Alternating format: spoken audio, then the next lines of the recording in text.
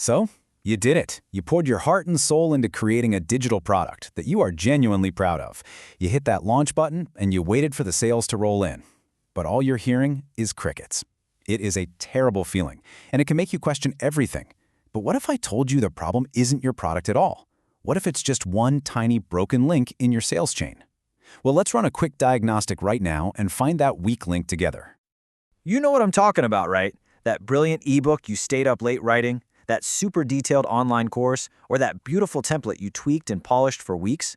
You know it's valuable. You put it out there, expecting those little sales notifications to start buzzing your phone. And then you get this, a big fat zero. It's so frustrating, and it tempts so many creators to either just give up or, maybe worse, slash the price to almost nothing.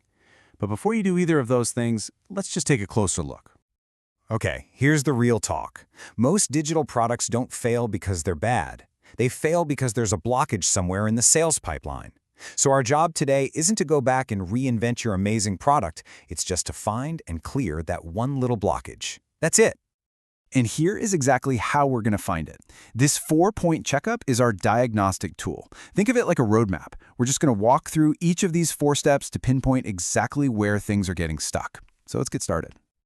First up, the most fundamental piece of the puzzle, reach. This is the very top of your sales funnel. We have to ask, are enough of the right people even seeing that your product exists in the first place? It's kind of like the creator's version of that old question, if a tree falls in the forest, right? You can't sell something, no matter how amazing it is, if nobody knows it's for sale. So, are your social media posts actually getting clicks? Are people landing on your sales page? If the answer is no, or I'm not sure, here's how to start thinking about it. Now, check this out. The fix really changes depending on your product. See, for a lower-cost ebook, it's pretty much a numbers game. You just need a lot of eyeballs.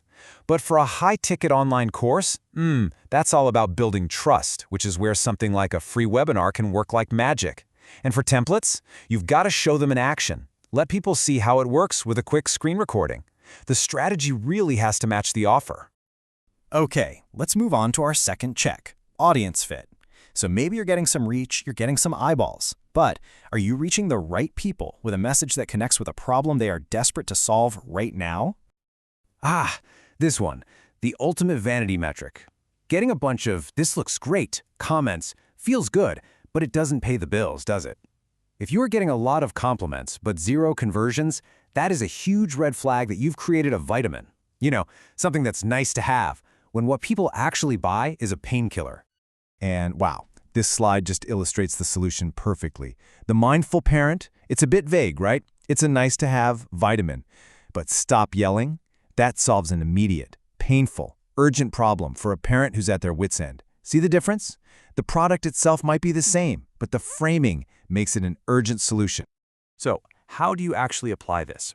Well, you can frame your ebook as the ultimate shortcut to save them time and headaches. For a course, get super specific. Don't just teach photography, solve a very specific problem for a very specific audience, like iPhone photography for Etsy sellers. And for templates, your sales copy should literally be a mirror, reflecting the exact overwhelmed thoughts they're having in their head at that very moment.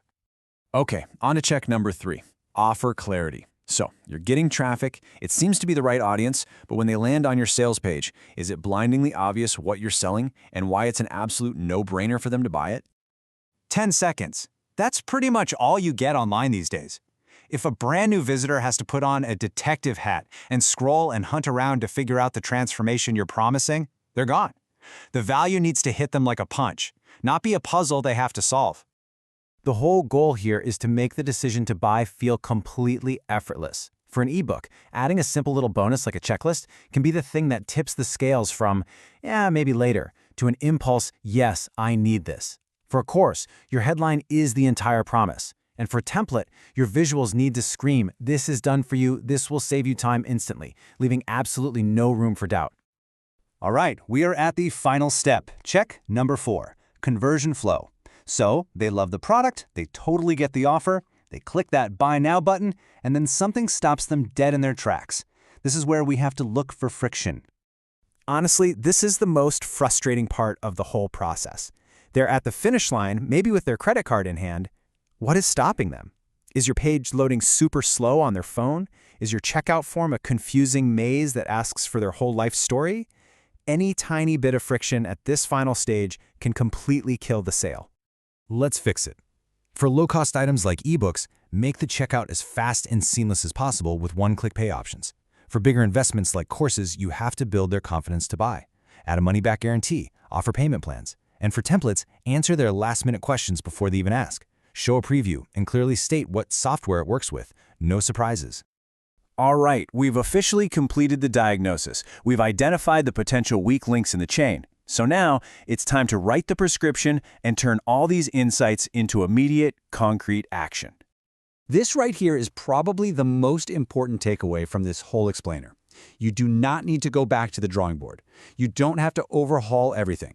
A small targeted fix to the single weakest link in the chain can have a massive impact on your sales.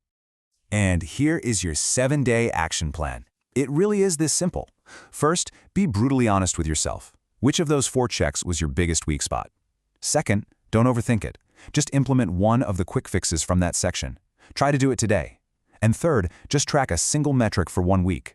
That's it. See what happens. This isn't about some massive, overwhelming product overhaul. It's about small, simple disciplines. I promise you, you are so much closer to getting those sales moving than you think. You just need to find and fix the one thing that's currently broken. So, that's the only question that really matters right now. Which link in your sales chain are you going to fix today? Is it your reach, your audience fit, the offer clarity, or that conversion flow? Don't just think about it. Pick one, make one small change, and start building that sales momentum right now.